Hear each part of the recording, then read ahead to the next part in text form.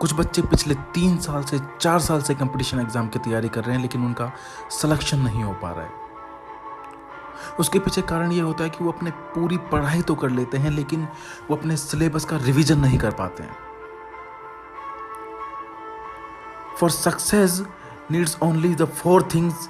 The first one is stillness of mind, second the hard work, third one is revision और fourth is consistency. जी हाँ, ये 4 चीज़ें हैं जो आपको लाइफ में सक्सेस बना सकती हैं। आप लाइफ में इन सबको फॉलो करके बहुत बड़ा मुकाम हासिल कर सकते हो। आप लाइफ में बहुत बड़े आदमी बन सकते हो।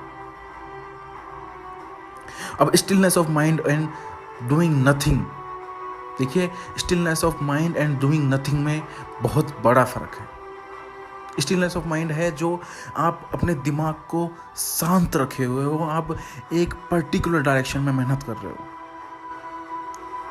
और डूइंग नथिंग है कि वो कुछ कर ही नहीं रहा है उसकी लाइफ में, वो सिर्फ बैठा हुआ है। तो अगर आप स्टिलनेस ऑफ माइंड के साथ आगे बढ़ते हो तो आप लाइफ में सब कुछ अचीव कर जाओगे।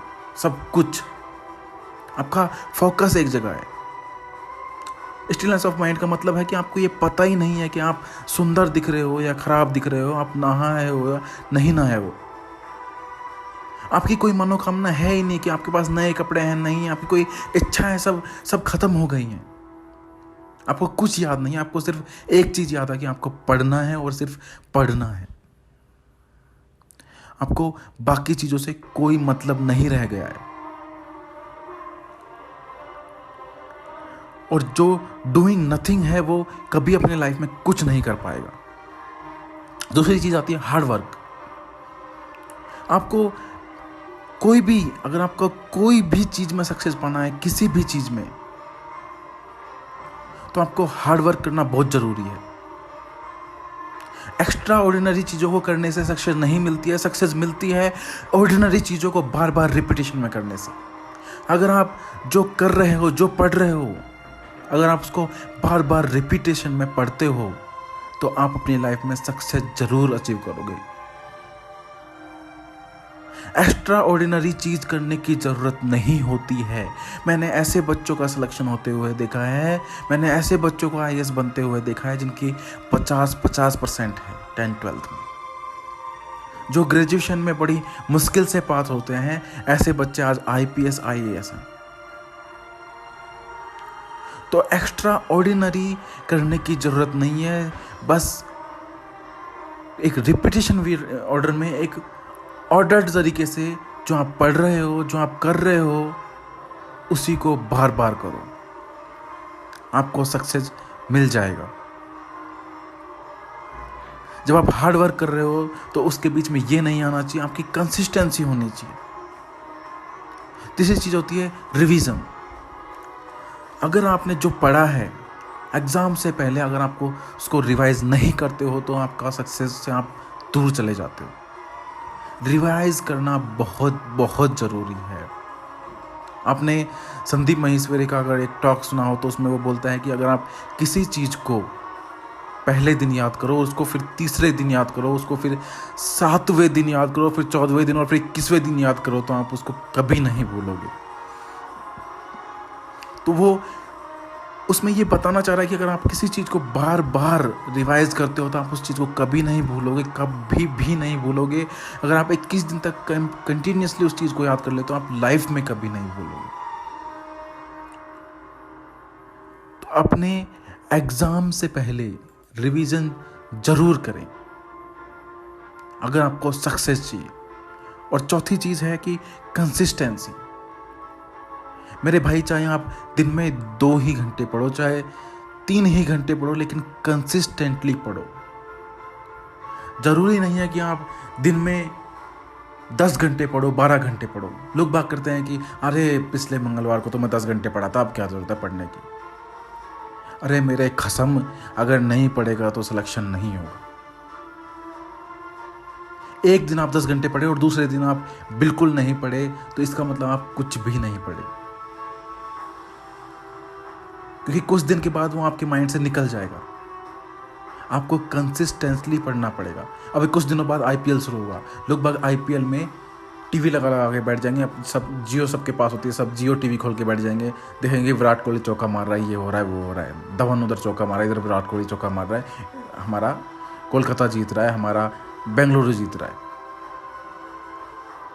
विराट कोहली चौका मार रहा है क्योंकि विराट कोहली कंसिस्टेंटली आके प्रैक्टिस करता है, उसके गेम में कंसिस्टेंसी है। आप लोग तभी उसको पसंद करते हो, आप लोग तभी उसको फॉलो करते हो। वो एक हार्ड वर्कर पर्सन है, तभी आप उसको फॉलो करते हो। तो अगर आप ये चाहते हो कि लोग आपको याद करें, लोग ये चाहें कि वो आपके जैसा बने, तो आपको हार्ड वर्कर बनना पड़ेगा। आपको कंसिस्टेंटली अपनी चीज़ों को करना पड़ेगा। चाहे आप 2 ही घंटे पढ़ो, लेकिन आप डेली पढ़ो। ये ज़रूरी नहीं है कि आप दिन में 7 घंटे पढ़ो, 8 घंटे पढ़ो, आप कम पढ़ो, लेकिन अच्छे से पढ़ो, समझ के पढ़ो और कंसिस्टेंटली पढ़ो। उसको बार बार रिवाइज करो, सिलेक्शन आपका होगा। अपनी इच्छाओं को त्याग दो। आपके दिमाग में आना ही नहीं चाहिए, आपको पता ही नहीं लगना चाहिए कि चाय गर्म है या ठंडी है, आपको पता ही नहीं लगना चाहिए कि रूम में फैन ऑन है या बंद है, आपको गर्मी महसूस ही नहीं होनी चाहिए। आपको माँ जब आके याद दिलाए कि बेटा आपने दूध क्यों नहीं पिया, तो पता लगना चाहिए कि आपने दूध नहीं पिया। जब वो आके बोले कि आपने खाना बेटा क्यों नहीं खाया, तो पता लगना चाहिए कि आपने खाना नहीं खाया। उससे पहले आपको याद ही नहीं आना चाहिए कि आपको भूख ही नहीं लगनी चाहिए। अगर आप रियली में हार्ड वर्क कर रहे हो तो उस दिन सक्सेस आपके कदम चूमेगी। एक बात याद रखना, मैंने पहले भी आपको बोला है कि जितना लंबा, जितनी ऊंची आपकी मंजिल होगी, उतना सकड़ा आपका रास्ता होगा। आपको एकदम सिकुड़ के चलना पड़ेगा, एकदम सीधे रास्ते से चलना पड़ेगा। आप इधर उधर नहीं देख सकते। अगर आप सीधा देखोगे, सीधा चलोगे, अपनी लाइफ में बहुत आगे जाओगे, सारे गोल अचीव कर पाओगे। कुछ लोगों को ये प्रॉब्लम है कि फेसबुक पे किसी ने ये पोस्ट किया, उसको इतने लाइक मिल गए, इंस्टा पे किसी ने ये पोस्ट किया, उसको इतने लाइक मिल गए। कुछ नहीं है, ये सब झलावा है, झलावा है सब।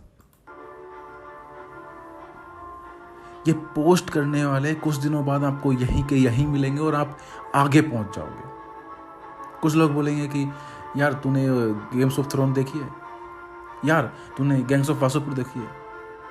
अरे नहीं देखी भाई मैंने, जब टाइम आएगा मैं देखूंगा। आज मुझे पढ़ाई करनी है। वो लोग 4 बातें आपको बोल देते हैं, आप ये सोचते अरे यार मैंने तो ये देखी नहीं। आप मत आइए, उनकी बातों में मत आइए। ये सब दिखावा है, सब झलावा है। कंटिन्यूसली अगर आप इन 4 चीज़ों को फॉलो करते हो तो आप अपनी लाइफ में सब कुछ अचीव करोगे। आपको याद रखना है स्टिलनेस ऑफ माइंड।